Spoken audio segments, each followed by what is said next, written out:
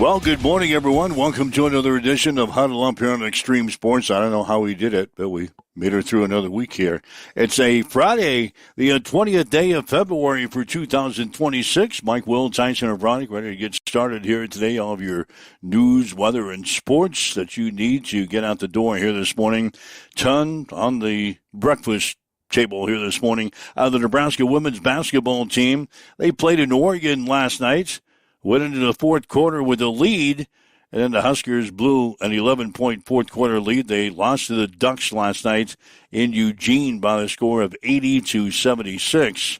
The Nebraska men's basketball team, the baseball team, the softball team, all going to be in action this weekend. Hastings College basketball teams will battle Concordia tomorrow at Lynn Farrell Arena. Postseason playoff hopes on the line for the Hastings College men's team. We'll talk about that coming up. Snow is forced to cancellation. The Hastings College baseball and softball games scheduled for this weekend. The Nebraska Kearney basketball teams were in action last night against Pittsburgh State. Snow also causing some problems for high school basketball teams. Some sub-district finals were postponed last night. Others were played. So we've got the results and the weekend schedule coming up here on the show today. Jim Sliker from the Nebraska Thoroughbred Racing Network is going to join us at 7:30 today, get his insight on the weekend's racing card at Fodder Park in Grand Island. Also trying to sneak in some comments from Husker football coach Matt Rule today as the Huskers begin their spring workouts this weekend. So all that and more is coming up today as you wake up and get going here for a Friday morning as we welcome in Tyson and Veronica from the Western Studios. Good morning. Waking up and getting going and looking out your window, and this is more like what the opening weekend of Fodder would generally look like. Historically, there's always some winter weather and weather issues that get thrown into the first couple race weekends in February. So this is more that speed. God, man, how do you go from 75 degrees and breaking record highs to miserable, cold, snowy, windy, drifting, snow all over the place? God, it was miserable yesterday. And here's the thing, and I was talking about this yesterday morning. Wow, it is Friday. I was talking about this yesterday morning. It's like we're not acclimated to it, so it hits differently. It feels colder, if that even makes sense. Like it, I don't know. I was just a miserable bag of bones yesterday, but I'm glad it's Friday and happy to be here. Again, the nice thing about snows this time of the year, right? By next week it'll be all gone. So hang in there. In the 50s, right?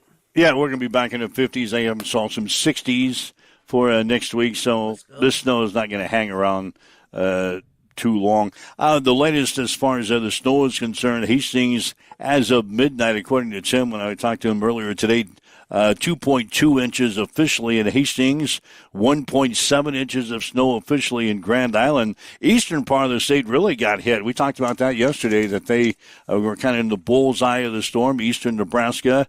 Bennington, 8.9 inches of snow. Boys Town, 8.5. Epley Airfield in Omaha had 8.3. Lincoln had 7 inches of snow. Millard had 7. Wahoo had 6.8. So those are some of the greater amounts from the snowstorm that moved through yesterday. But again, Hastings with 2.2, Grand Island 1.7. So take it easy out there. I know there's some slick spots out there.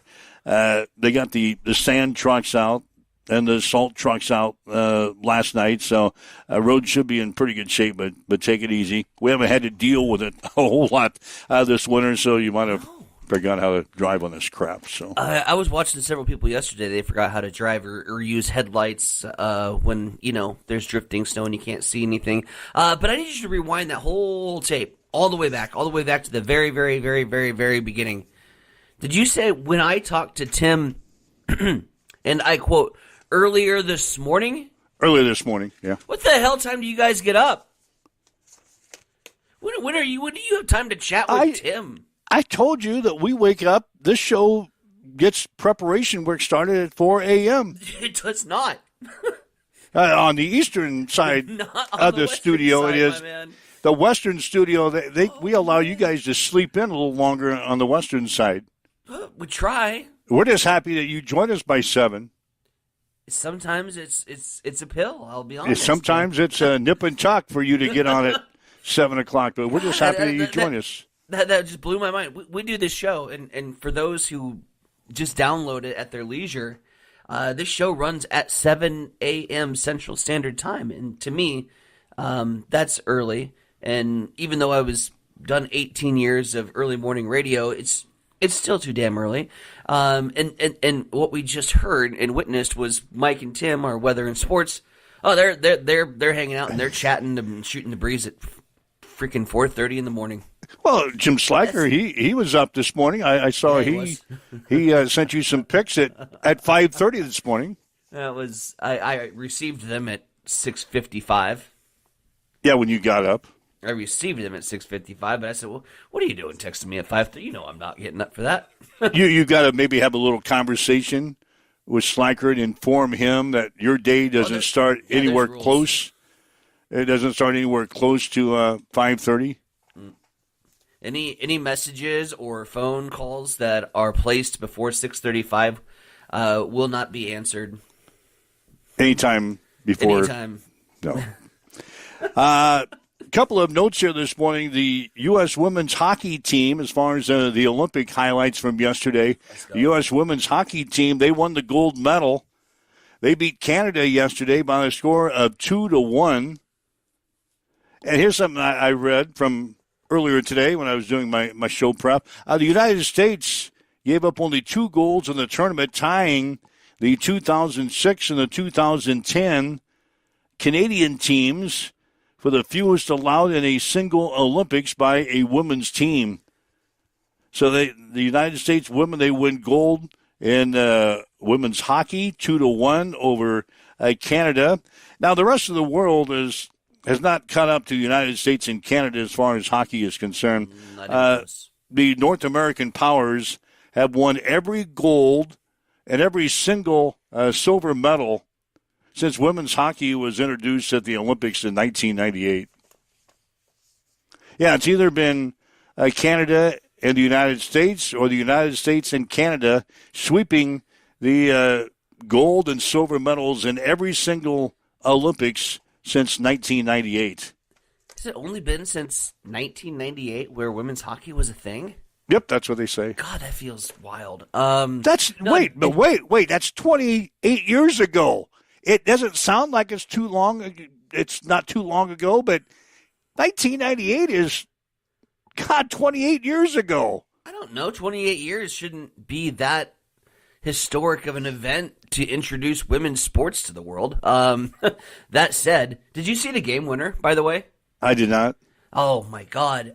This amazing. Like, for those who aren't into hockey, and if you watch this goal in like slow motion, you can truly appreciate the beauty of the game. I mean, this is a skate from the left side of the rink, from the left wing, on the forehand, places the puck between the defender's skates, comes out on the other side, does a little juke move, back to center ice, but she's at her backhand, right? Like, she can't just like send a wrister or a slap shot in. She's just got to place this with the backhand up and over the goalie's shoulder, stick side, bar down. It was a beautiful goal. And just watching it in slow motion, man, like you appreciate the game of hockey so much. And it was a great game winner, 2-1 victory for the United States, and a fun moment last night for sure.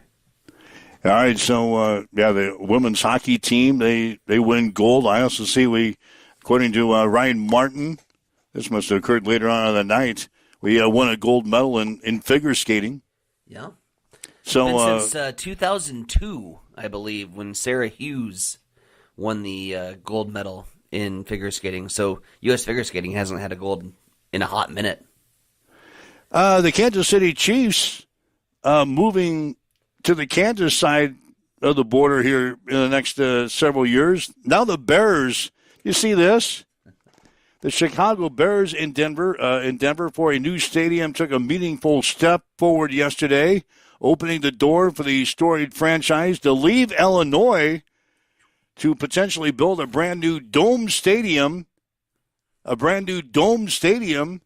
in Northwest Indiana. Indiana lawmakers in the State House Ways and Means Committee unanimously approved an amendment to Indiana State Bill number 27 by a vote of 24-0 yesterday that would clear a path for the Bears to build a stadium in Hammond, Indiana.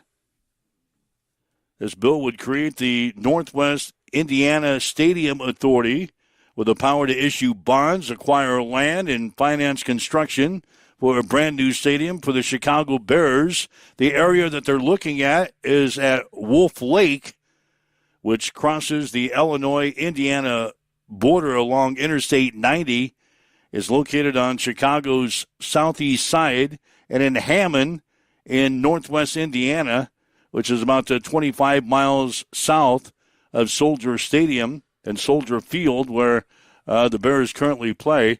The Bears' current lease at Soldier Field is running through 2033. That's a field that's owned by the city of Chicago. But now the Bears thinking about building a brand new dome stadium in Hammond, Indiana. They cleared their first hurdle yesterday. God. So the Bears, that storied franchise, could be moving out of Chicago. I'm sure they're still going to be called the Chicago Bears, but much like the Chiefs, they're just jumping across the river to a brand new area in Hammond, Indiana. Your thoughts there? All about space, man, and space and money and who wants to pay for stadiums and who's going to pony up, and it world of what can you do for me and what does the neighbor's lawn look like, and now that looks pretty good over there. We'll head that direction. Obviously, you get it, right? You've been to the Kansas Motor Park. You've been to the casino. You've been to that area. You see the potential that has. But there's just nothing there, and really around it. So it's kind of just a destination and an attraction, and the ease and convenience factor from the fan base perspective, and then just for the developer to have all that land to do what they want. I don't. It is what it is, right? You're going across the river. It's not like you're ripping up a team and taking them halfway across the ocean, like Stan Kroenke did with the St. Louis Rams. Relocation's an issue, and it's a thing. Like the New York Giants and Jets, they don't play in New York. They're actually in Jersey. So it's a thing. I guess I don't. At the end of the day, it's the Bears, and that franchise moves my meter and interest levels 0% every day. So I'm. How about the Bears playing at a dome stadium, though? Okay. It's fine. No, you go to Chicago when you play the Bears. You expect to play in frigid cold weather in the snow and the wind and brutally miserable conditions. You don't go to Chicago and play the Bears in December and January and play indoors. Yeah, I can't see that. I'm with you, but you've talked about from the Buffalo perspective, and you always bitch about Buffalo not being domed. Yep. And being a team that you have to travel to late in the postseason, which is typically in January. That's the Buffalo advantage, right? And again, you're never going to see Buffalo or their supporters or their fan base ever vote for a dome stadium. It's not going to happen. They respect the snow games. Chicago doesn't. It's just more and more like we're getting away from the football aspect of football and what made football great. Football weather and contact and vicious hits, running in the damn ball, being physical, and it's now being replaced with roughing the passer penalties that you have to lay a quarterback down in a bed of roses before. It's now being replaced with dome stadiums and leg room and espresso holders on the right side. But that's the fan base now. I'm tired of it. That's the fan base for the most part. You got to take care of the fan base. I don't want to sit out in the cold, and I want my nachos and my beer served here at my my seat. I don't want to get up You and tell go me to the that we have to take concession care of the stand. fan base, and then we have 17 games this season that are not even scheduled in America. Yeah. How's that taking care of the fan base? Yeah. So anyway, I thought that was kind of neat this morning. Yeah, I guess. I mean, at the end of the day, like it doesn't move my meter that much. The Milwaukee Brewers have given a new contract to Pat Murphy, the reigning two-time National League Manager of the Year. Makes him one of the highest-paid managers in Major League Baseball. New contract adds 2 years to his contract and includes a club option for 2029. Guarantees $8.97 million in new money for Pat Murphy, the manager of the Milwaukee Brewers. Of course, he led Milwaukee to a Major League best 97-65 record last season, setting a franchise record for wins. The Brewers were second in the National League Central in early July before overtaking the Chicago Cubs with a remarkable 29-4 stretch that included a 14-game winning streak, which was another franchise record. So, Pat Murphy, he's going to be hanging around Milwaukee as the manager for a while. He's getting some additional bucks and some additional years added to his contract. So that's good news for Pat Murphy. It's great for his self-esteem. Yep. Here's another thing, and you probably won't have a lot of take on this, but the NASCAR fans will. Joe Gibbs Racing yesterday filed a lawsuit against former competition director Chris Gabehart for allegedly embarking on a brazen scheme to steal Joe Gibbs Racing's most sensitive information for the benefit of rival NASCAR team Spire Motorsports. The suit filed in Western District of North Carolina, the same court that heard last December's antitrust suit between 2311 Racing and Front Row Racing against NASCAR, claims that Gabehart violated his contract and stole confidential team trade secrets when his demands for additional authority were rebuffed by JGR's ownership. The suit alleges that Gabehart caused more than $8 million in damages to Joe Gibbs Racing. The filing did not request an injunction preventing Gabehart from working for Spire. He's not been hired yet by Spire, but he'll probably end up there. Evidently, he stole some of the trade secrets from Joe Gibbs Racing. He passed them along to Spire, and now he's going to be hired by Spire probably in the next few months to take over the Spire program. But I was talking to a lot of people about this yesterday. When you leave a job,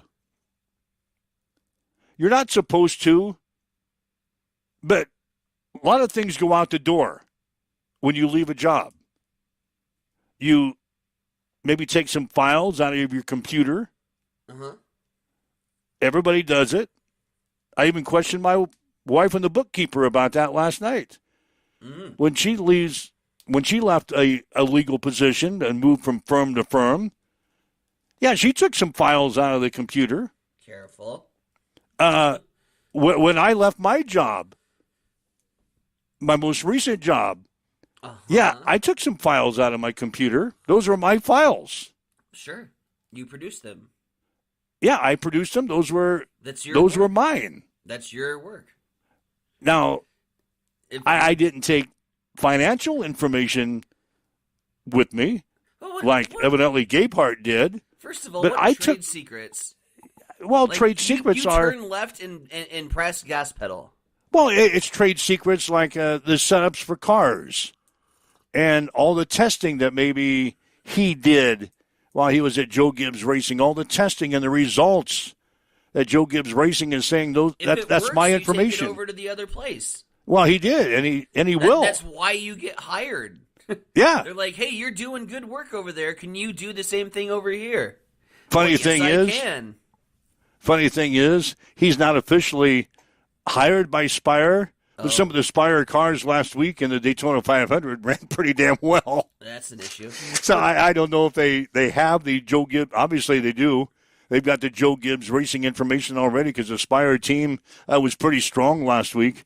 in the Daytona 500. I don't know that But he yeah. has I don't know that Joe Gibbs has a case. I don't know. I don't know that he has a case here. People leave jobs all the time. Yeah, and what are the protections? Are there protections? I mean, was these set in place? Is there a contract? That says you can't use the knowledge that you gained while you were at Joe Gibbs Racing. That would be an interesting legal challenge. I don't have any comments on it because I don't know enough about trade secrets in NASCAR, but I'm very curious because that could set a precedent for for any professional sport. No doubt. No doubt. You leave a job, you acquire all this great information. Can you take it with you when you leave the job? If you can't, I'm in trouble. Yeah, and that's why I said last night, I think we are all guilty of that.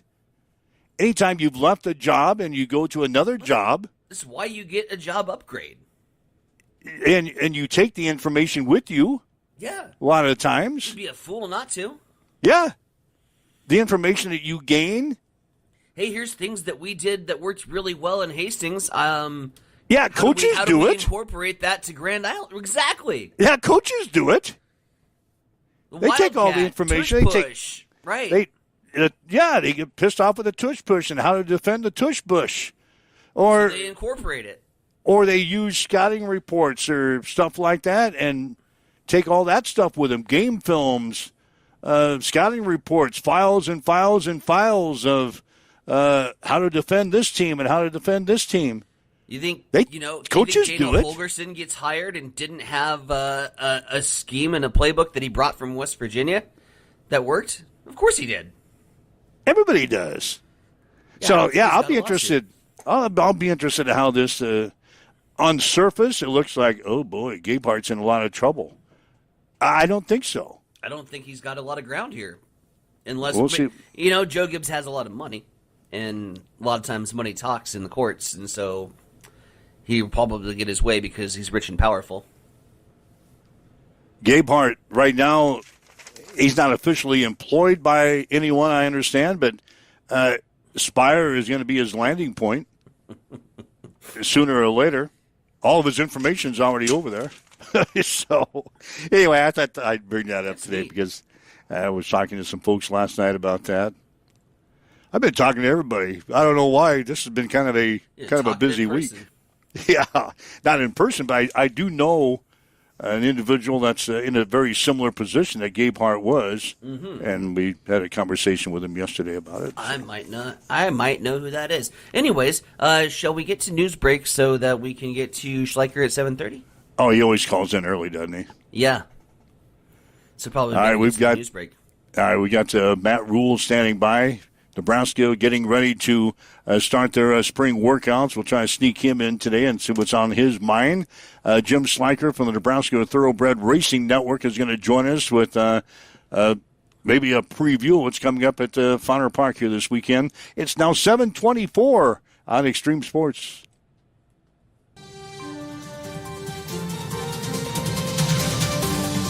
It's time for a morning news update on Extreme Sports.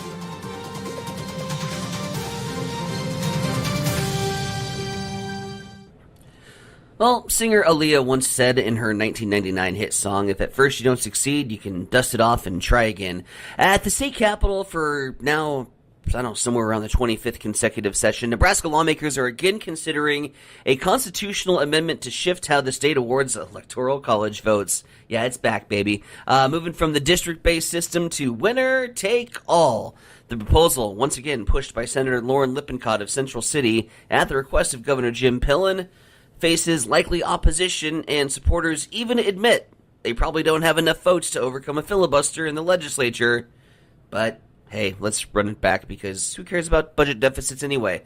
Speaking of money, Nebraska State Auditor Mike Foley says the Department of Health and Human Services CEO's use of state credit card and expense reimbursements raises some questions, including duplicate meal per diem charges and incomplete documentation.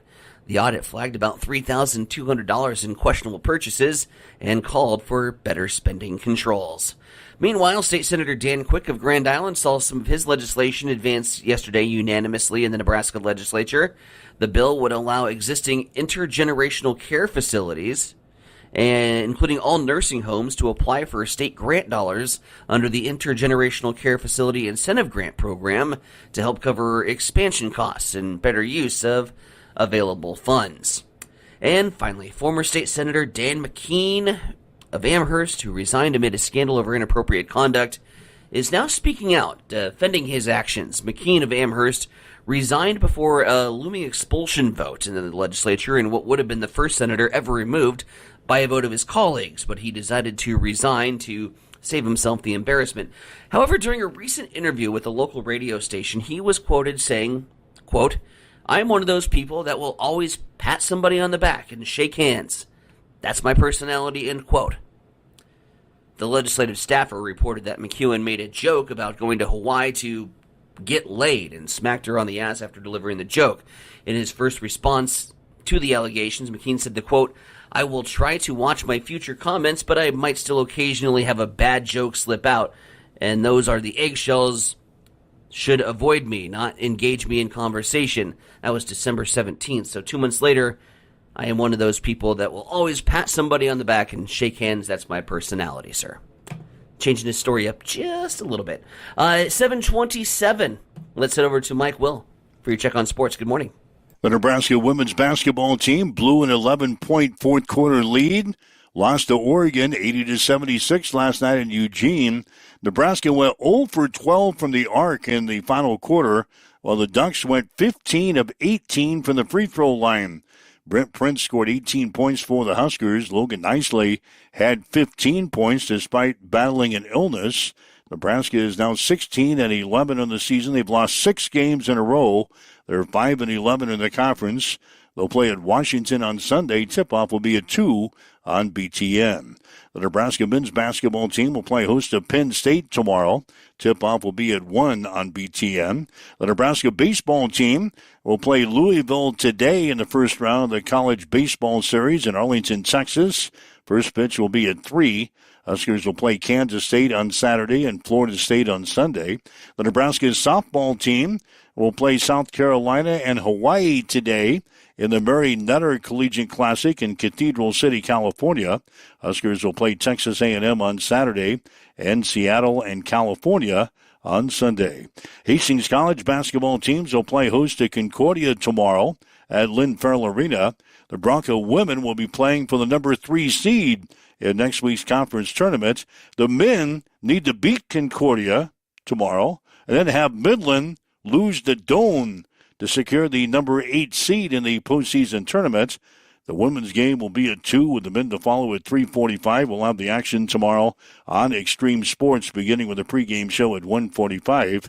Snow has forced the cancellation of the Hastings College baseball and softball games for this weekend. The baseball team had a 3-game series with Mayville State wiped out in Lincoln. The softball team had games at Kansas Wesleyan and Bethany called off. That's a check on your sports headlines at 7:29 now on Extreme Sports. It's time for a morning weather update on Extreme Sports with Chief Meteorologist Tim Jones. The snowfall has moved out, and that's left us with chilly temperatures in its wake. Hey, everybody, Tim Jones here with your forecast. Let's go back and look at totals officially at Hastings, 2.2 inches and 1.7 in Grand Island. More totals coming throughout the day. In the meantime, chilly temperatures for the weekend. Sunshine returns throughout the day. They'll have a chance of snow tonight. 31 will be the high. Light snow, especially in southern Nebraska overnight, maybe 1 to 2 inches, especially towards Kansas. 15 overnight tonight and 30s and 40s through the weekend. As you wake up this morning, north winds at 9. Partly cloudy, it's 10 above in Hastings. The wind chill is at 0 at Extreme Sports. Hi guys, this is Justin Consrick with Adam Marshall Land and Auction. Just want to talk to you about how we do things. I talk to farmers every day. A lot of guys just want a simple, honest way to sell equipment. That's why I work with Adam Marshall Land and Auction. We know the equipment, we know the buyers. We run real auctions with no buyer's fees, which brings in more bidders and stronger results. From one machine to the full lineup, we handle marketing, the details, the sales start to finish. We're just real people with real auctions, real results. If you're thinking about auctioning equipment, reach out and give me a call at 308-991-5429.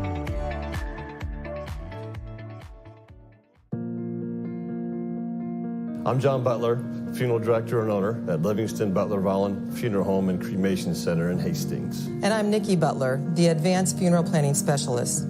Whether you choose a traditional service, cremation, or a unique memorial service, our experienced staff is here to help guide you through every step. Visit us at lbvfh.com to learn more about our services and how we can support you. Livingston Butler Volland Funeral Home and Cremation Center. We are here when your need is greatest.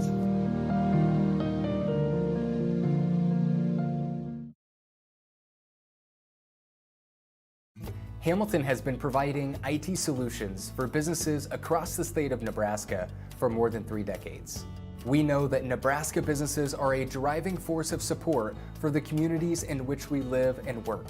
We keep them connected and protected by delivering cybersecurity, hosted phones, and managed IT. We are grateful to be part of our Nebraska communities and to support their technology needs. More information at ham.com. All right, Mike Will, Tyson O'Brien with you. It's a Friday morning. A huddle up on Extreme Sports for this Friday. Going to have some high school basketball coming your way tonight. Boys high school basketball, regular season stuff.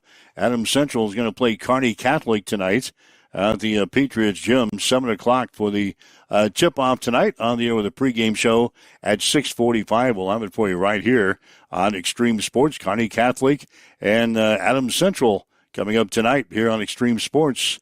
Well, it's Friday, and you know what that means.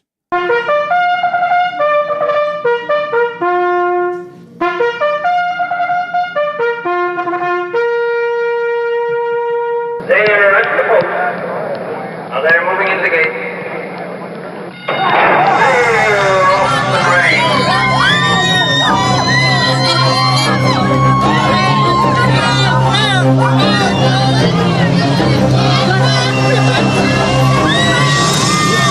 And down the Such they come in the Kentucky Derby, and Barbaro is running away. It's Edgar Prado aboard, and Barbaro is going to win this Derby by 6 lengths. Blue Best had second. From far back, Steppenwolf came on to be third. All right, it's the horse racing season. Every Friday we try to bring in Jim Sliker from the Nebraska Thoroughbred Racing Network to kind of give us a little insight on the ponies for this weekend. Jimmy, good morning, and welcome back to the show, my man. Morning, guys. Yeah, it's a little different today. Got this nice chill in the air out here, and a little bit of wind. Yeah, did you survive the snow? Did you have a lot of snow out your way? Oh, we had about 6 inches, so it's nice to see. We need the moisture really bad, and we'll take it in the form of snow, I guess. All right, the opening weekend last week at Fauner Park, we had you on last Friday. How'd you do, my man? We come up with a couple of winners last week? Well, as far as the best bets and the long shots, the opening day, the best bet won. It didn't pay a lot, but made a little bit of money. The second day, the best bet was a late scratch. As far as the long shots, first day, the horse run second, got beat by about 3/4 of a length maybe, paid $540 to place and $420 to show, made some money there. I'd like to seen it win. It would have really helped me out. And then on the last day, the long shot that we had there pulled away to win by a couple lengths. So, yeah, it was overall a good weekend. All right, that's why we have you on the show. You're our expert. That's why we have you on the show. The snow, the cold, how's that going to affect the handicapping this week at Fauner? Well, I think the only one it's really affecting is the people who have to go out and work these horses in the morning. Unlike Tyson, these guys get up at about 4 o'clock in the morning, get out there. These horses need fed, watered. They got to be exercised. their days by 7 o'clock, they've got 3 hours in already. So, these horses, they're used to the cold weather this time of year. They'll get a good warm up before the race and be ready to run. And there's some good races this weekend. And one of those good races this weekend, Jimmy, is a stakes race, 59th Grasmick Stakes. And, boy, this stakes race on the Saturday card, I think if we're going to define it by one word, that one word is speed. There is speed up and down this lineup card. Let's talk about this stakes race for a moment, Jimmy. There is. It's a 4 furlong sprint, and so yeah, you need to have speed in this race. But any one of these 8 horses you could make a case for. But I think we're going to see a long shot win this. We look at it and we see all 3 finishers at first, second, and third last year all back to challenge again. Another interesting one that was in that race last year. Basically failed to finish the race was Diamond City. He led the race most of the way through the corner before he kind of took an awkward step, and they pulled him up, made sure that he was okay. But that horse was out on the lead at some big odds, and it's right back in here today again. So, like I said, it's going to be a very interesting race. Mike, that wasn't your 10 horse, was it? That failed to finish a race? No, last year I believe Diamond City was the 8 horse last year. Yeah, I had a horse I bet last year, Jimmy, that I know is probably still wandering around the streets of Grand Island someplace, and it still hasn't finished the damn race yet. Oh, that happens sometimes. We all have bad days. Even some of the Olympic sprinters. I mean, they falter when it comes time to run. All right, so we mentioned that one race for tomorrow. What else really pops out on the Saturday card at Fonder tomorrow? Well, there's also a very good race in there for Nebraska breds that, kind of a sub-feature that we're going to highlight some of them. And we'll see a lot of those come back later on in the meet here in some of the stakes races. So tomorrow, some very good runners. The weather's going to be a little bit cold, but, hey, we got a heated grandstand. So the grandstand's heated. It'll be comfortable, and there'll be some cold beer to go along with that and some refreshments. Speaking of cold beer, we got to break down race 5. You got a horse pegged as your favorite to pick up the victory here in race 5, and I think this is a horse that Extreme Sports can get behind. Let's have one more. Let's talk about Let's Have One More. Why do you have him as the favorite here in the 5th? Oh, let me get to that here quick. In the 5th race, we can always have one more. I mean, that's a good name for a horse, and a good name for somebody who works in the industry that you work in. But that is a horse that has quite a bit of speed there. We are going 6 furlongs, so it's going to have to carry it. Morning line favorite Jason Wise is the trainer of that, and Jason seems to have his horses ready. Jose Medina riding for him, one of the top jocks, and you put that pair together, and they'll be a tough group to face there.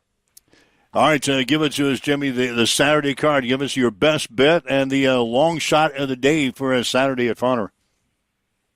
Well, the best bet comes in the second race, number 5, 2222. This also is a Jason Wise trained horse. That horse comes in from Houston, so it's had some good competition down there. It's already had an out this year, and so I look for 2222 to get out and probably not be at some huge odds. He'll probably go off as the favorite in the race, but I still think there's some money to be made there on to start the program out. And if we're going to go for a long shot, I'm going right back to the Grasmick Stakes. I think anyone could win that race, but a horse that I'm looking at in there that I think is going to have some odds is a horse by the name of Bolt 45.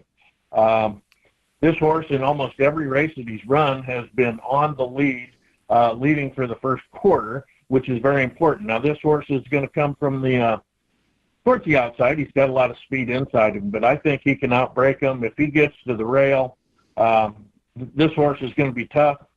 And, when you're running some sub 45s that he was running at Prairie Meadows, that's really tough to do. When you're running 44 and change, you ought to be able to get out ahead of these. And this track should support that. And if he can get over to the rail, it's going to be tough to beat. Well, you're on Bolt 45s, and if we get 2 zigzags, that's all we're going to need. That's a reference to an old 90s Afro Man song. I digress. Jim Schleicher from the Nebraska Thoroughbred Racing Network joining us here this morning. Again, Jim's picks each and every week on the Facebook group. Go ahead and join that as we appreciate your insights heading into Fauner. Saturday isn't the only day of racing. However, we dive into to an early peek at the Sunday card and you have the stakes race and some long shot plays and a fun-filled, fast, speedy Saturday card. Sunday's no slouch either. There'll be some good racing coming up on Sunday. Let's break down and do a quick Sunday preview, Jimmy. Okay, yeah, there's 8 good races on Saturday or on Sunday, 10 on Saturday. But in here, my money's going to go to the third race, and I'm going to play a horse called Dark 30. Dark 30 comes in for Kelly Martinez. This horse has been running back east, facing a lot tougher competition, now dropping down to a maiden $10,000 claiming. It's a lot easier. The horse, if you look at the form, it was getting beat pretty good out there at Turfway and Mahoning Valley.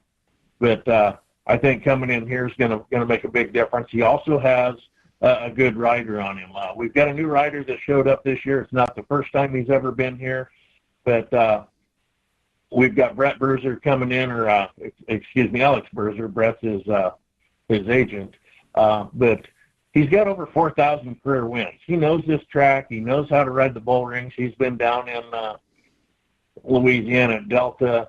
The veteran rider will really help out this horse, and so I think that's a pretty good bet there.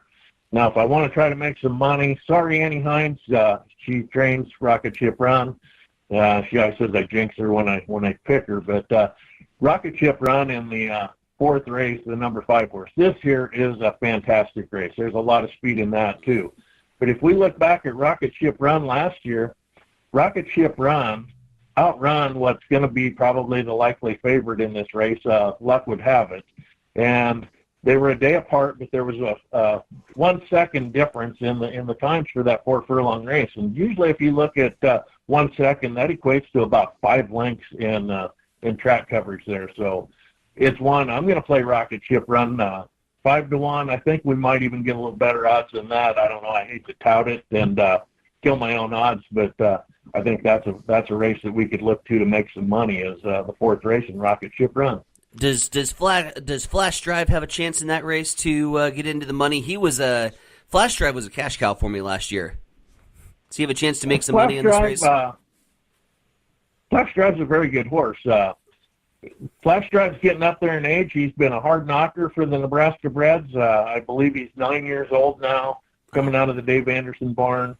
Flash Drive is always a hard knocker and ready to run, but I don't know. You can make a case for a lot of these horses. It's one of them. You're going to see a lot of these come back, like I said, later on here too. And some stakes competition for the Nebraska breds. But, Rocket Ship Run, I think, is going to be pretty tough in here. All right, Jim Schleicher from the Nebraska Thoroughbred Racing Network joining us each and every Friday throughout the horse racing season in the state of Nebraska. Good opening weekend. As far as facilities and everything else last weekend, how'd things go for Fauner?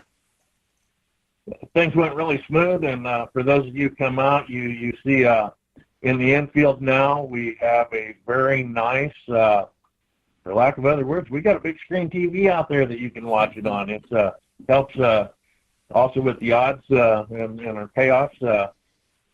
Anywhere that you're at in the facility, you can see that, and makes for a lot nicer to watch the races. And it's overall very good weekend, very good crowds. The wagering was fantastic. Numbers look to be up from last year, and we hope to keep this going the rest of the year.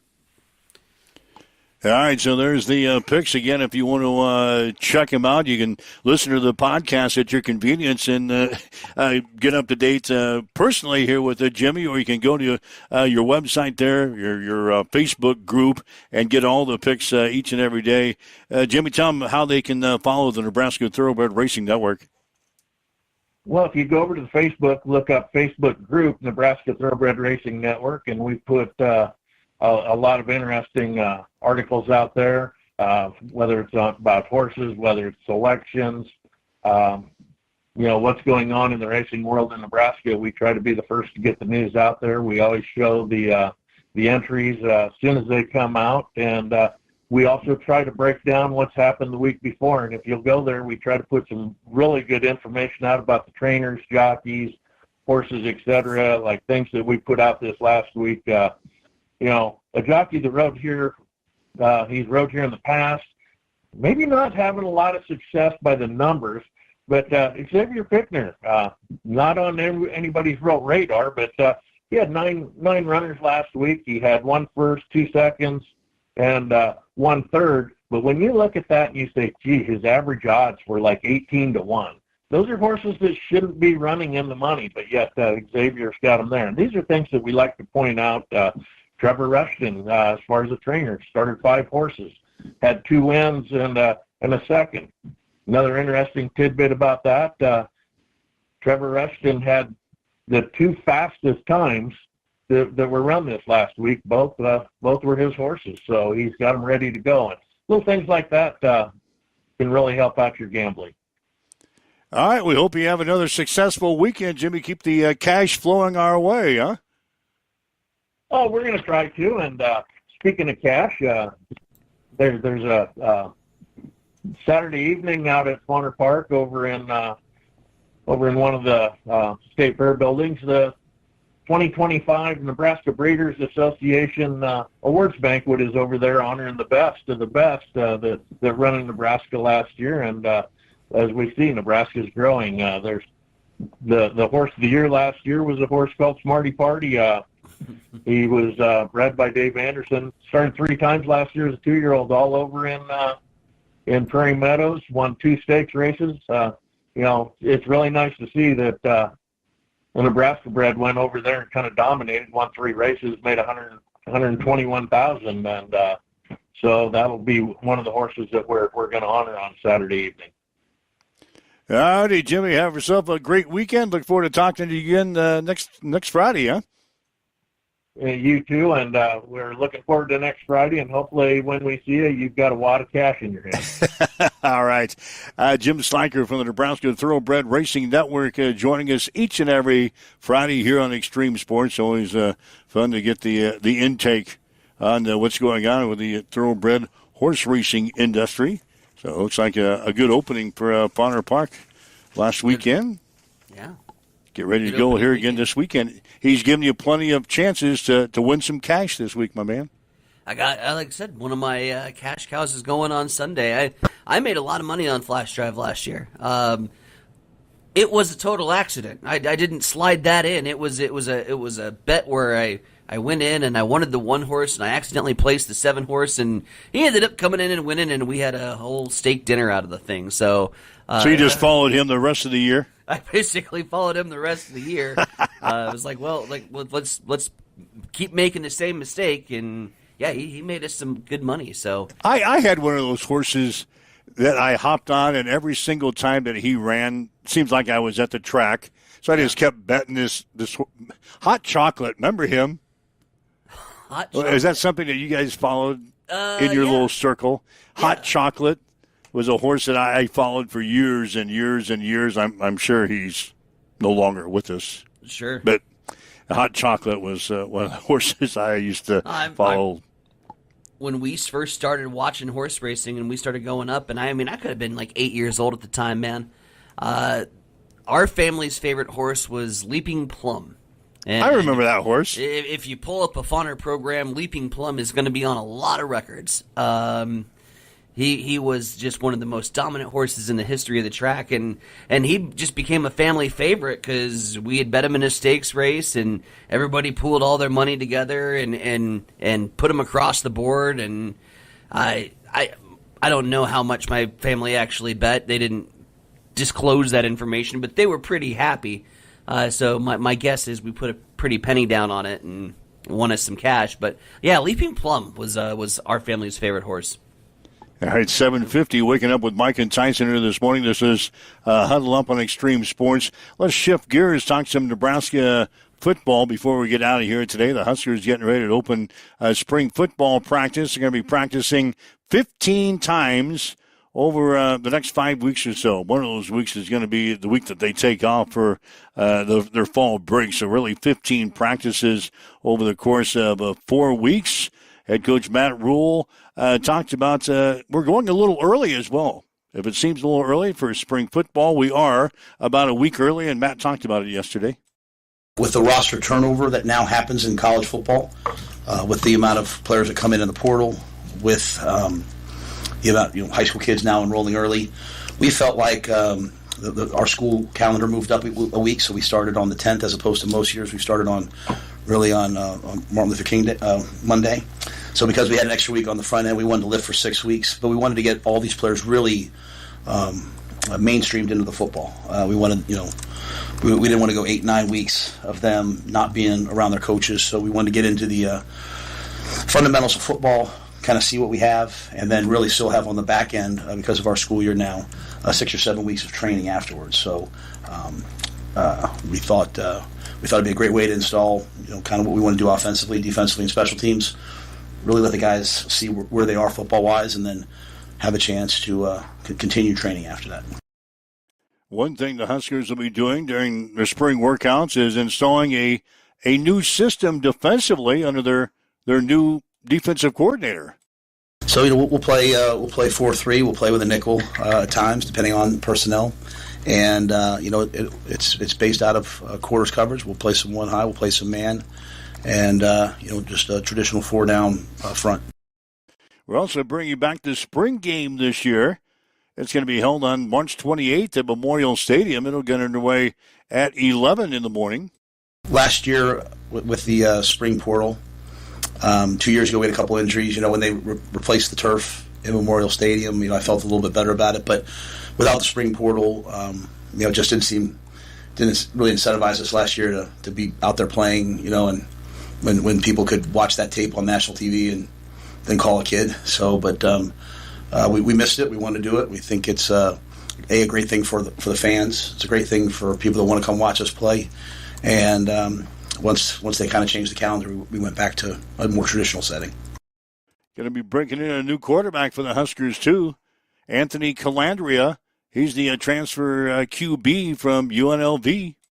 From the very first moment that I met Anthony, when he got out of the car with his parents on the visit, you could tell that there's something special about him. Right? He's a dynamic player with a great personality, very affable. I mean, at the end of the day, I think you want your quarterback to probably walk a little bit different than everybody else. He has a lot on his shoulders, but be one of the guys.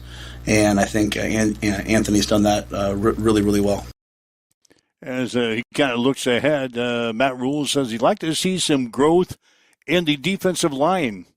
Yeah, I think the biggest thing is just technique. I think whether they're here before, whether they're new to us, there's a way to play defensive line, and it's to come off the ball, reset the line of scrimmage, dominate offensive linemen with their hands, a gap and a half, and stop the run and affect the quarterback. And we've got talented players, but I think the onus now comes on the coaches to wherever they are to maximize them and develop them and make them better than they were. And so, just walking on the building, because I was on the road, I think, for 34 straight days, whether it was recruiting or going out doing business type stuff for the program, coming back and seeing what like a Riley Van Poppel looks like, seeing how much physical development he's made, and really that for all those guys. Now just carrying it over into the technique, and I feel very, very good, in interviewing Corey Brown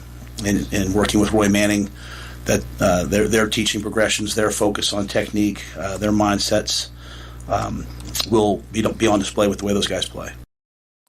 And Matt Rule says he's also excited about the running backs room. I think we all got maybe a glimpse in the bowl game of what Mackay can do. He has a big play threat. He's one of the more competitive guys on our team. Isaiah Mosey's a guy that, he's kind of like a Swiss Army knife. He's a receiver in the backfield who can also run the football, be physical, pick up blitzes. And so, Quentin Ives, I thought, did a nice job for us in the bowl game. And obviously last year doesn't carry over to this year, but being that physical back that was able to go get it on 3rd and 1 and 4th and 1. And then the younger guys, Connor Booth has had a year in the system. I'm excited about where he's at.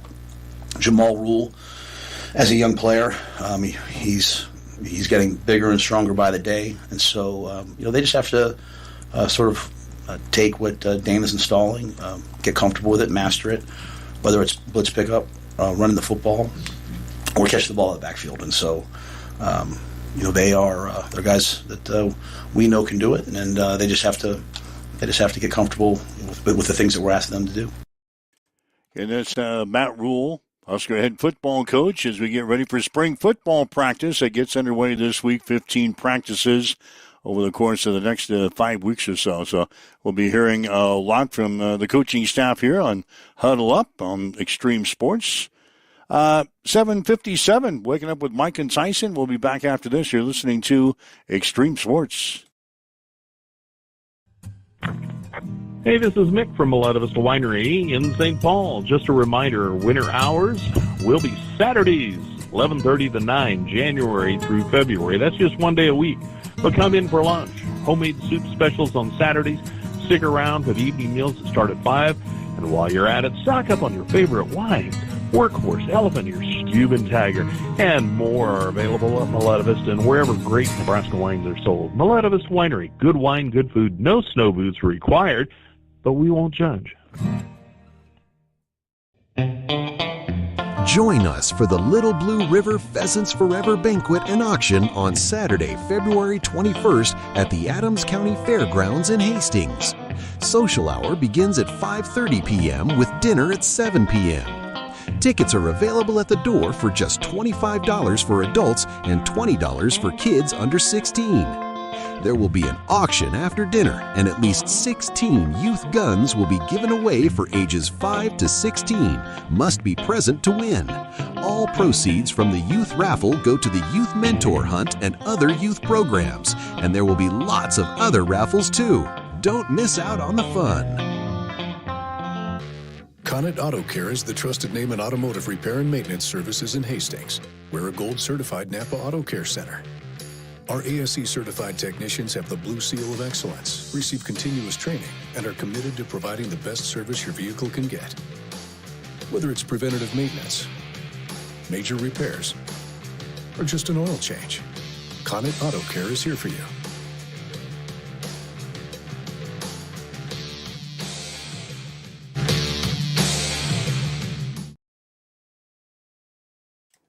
Mike Wills, Heinzen, or Bronick, huddle up on Extreme Sports. Told you the weather is kind of messed up the high school sub-district basketball schedule. We did have some games last night. Girls sub-district basketball finals. Centura beat Maxwell last night, 69-41. Shelton defeated Kennesaw, 51-36. And Red Cloud knocked off McCool Junction, 48-32. Other games are postponed by the weather. They've been rescheduled down for tonight into tomorrow. Hastings St. Cecilia will play Ord in the sub-district final. That's going to be Saturday at 3. We'll have the game tomorrow on Extreme Sports 2 beginning at 2:45. So St. Cecilia basketball with Ord will be on Extreme Sports 2 tomorrow beginning at 2:45. Central City will play Milford tonight at 7. Holdridge will play Malcolm on Saturday at 1. Hershey will play Alma on Saturday at 2. And Tri-County will play Sutton tonight at 6. Those are all the sub-district finals for girls basketball. You always got to kind of love it when a snowstorm blows in here at this time of the year. It really messes with the schedules. But that's what's happening. The boys will swing into action next week. It's going to be a busy week next week for basketball. And, of course, we'll be right there. All the big games right here on Extreme Sports. Again, we'll have Basketball tonight with Kearney Catholic and Adams Central beginning at 6:45. Just a boys-only game tonight, 6:45, 7 o'clock for the tip. And then tomorrow, Hastings College and Concordia here on Extreme Sports beginning about 1:45, in addition to the St. Cecilia Ord game on Extreme Sports 2. You can pretty much put it on your calendar and circle it and estimate that we're going to get some sort of wacky weather in the wintertime right around state wrestling. Is just historic. State wrestling rolls around, weather hits. I had to go cover state wrestling twice in the Sandhills in Broken Bow, where wrestling is a really, really big deal. I mean, like, monumental big deal. That they treat it like the premier sport. And so when I said, no, I don't think I'll cover wrestling as your sports director, and they said, no, you'll cover wrestling. And I said, oh, okay. So I went up there, and both times was an absolutely miserable trip up to Omaha from Broken Bow, traversing through the frozen tundra and snowstorms, and oftentimes where you feel like you're in the Millennium Falcon and driving at night in the snowstorms because all you can see is the snow flying past your headlights. That kind of fun stuff. So, you like that, don't you? You like driving. Oh, it's my favorite. It's my favorite. Yeah. All right. So that's we covered a lot today. If you want to download the show and listen to portions of the show again, maybe you missed the whole damn thing. Shame on you. Go to our podcast and download the podcast so you can listen to it at your convenience. Today we had Jim Sliker on. We had some comments from Matt Rule, the Husker football coach, and some great conversation in the first half of the show as well. Boy, another week in the books here, my man. Another week in the books. NASCAR, you're in Atlanta this week. I'm locked in. Are you already locked in? You got your picks in? Well, I have to, right? Like, we got to get him in before qualifying. Tomorrow, before qualifying starts tomorrow. So you're already locked in for the week? Well, see, I work tomorrow morning, so I got to get it done now. So before you forget? Yeah, before we forget. Locked in. Apparently, so our bench drivers earn points in qualifying? Yeah. And then after qualifying, if we screwed up the bench and starter, we can swap them out, right? Yep, you can up until green flag time. Green flag time. Dude, I like my squad this week. I'm excited. Who do you got? I got Joey. Joey, my boy. Joey Logano. My pick from our very first NASCAR discussion we ever had. You're like, who's winning the playoffs? And I'm like, Joey Logano. You just picked him because you knew him. Yeah, well, Bubba Wallace was also in that playoff chase, and he's in my lineup. Joey and Bubba. I got Austin. Dillon? No, Cindric. Cindric, all right. We're throwing Stenhouse in Group C. got Reddick, Bowman, and Keselowski as my bench player. Dude, I'm excited. Yeah, that sounds like a pretty strong lineup, my man. It is. You're doing well for your second week in fantasy racing. Well, see, all I'm doing is I'm just simulating the race on the NASCAR game. Yeah. And I'm taking the order of that finish and trying to place it as best. Oh, very good. Yeah. You're doing a lot more research than I normally do. Yeah, you got yourself a sim game. That's all right. All right, that'll be on Sunday. Don't be taking my trade secrets now. Yeah, maybe I'm gonna go out and buy the. Maybe I'll go out and buy the NASCAR game. You start beating me, I will. We'll have basketball tonight, basketball tomorrow, and then we'll recap everything on Monday and get you set for another wild week next week. So thanks for joining us. Again, you can download the podcast, listen to the show at your convenience throughout the day today. Have yourself a great day, a great weekend. We'll see you again on Monday. You're on Extreme Sports. You've been listening to Huddle Up on Extreme Sports, Central Nebraska's new home for sports. Join us every weekday morning.